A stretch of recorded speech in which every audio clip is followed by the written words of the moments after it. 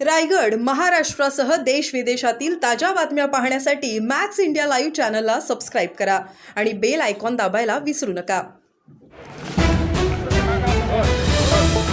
राज ठाकरेंनी उद्धव ठाकरेंना एकत्र येण्याचा प्रस्ताव दिला आहे. त्याला उद्धव ठाकरेंनी सुद्धा दुजोरा दिला आहे.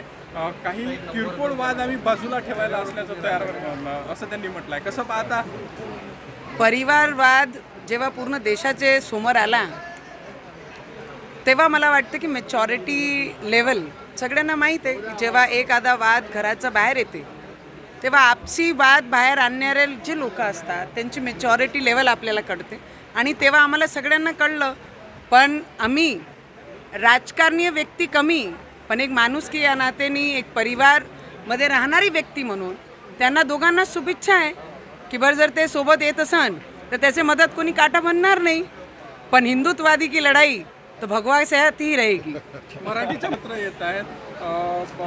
हिंदी भाषेचा जे आहे ते दोघंही कडाडून विरोध करत आहे. कसं पाहता हिंदी भाषेच्या आणि मराठीच्या भाषेचा? आम्हाला खूप गर्व आहे की आम्ही महाराष्ट्राला जन्माला आलो आणि महाराष्ट्राची माती डोक्याला लावून छत्रपती शिवाजी महाराजांच्या विचारावर या महाराष्ट्रामध्ये आम्ही चालत आहे.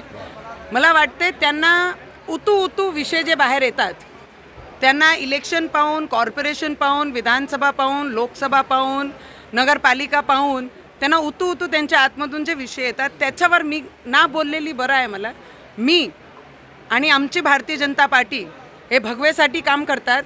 जर एवढा प्रेम आहे तर वेस्ट बेंगॉलमध्ये आज जे आमचे हिंदू लोकांचा तिथून जे गाव सोडून बाहेर चालले आहे त्याच्याबद्दल त्यांनी बोलावं.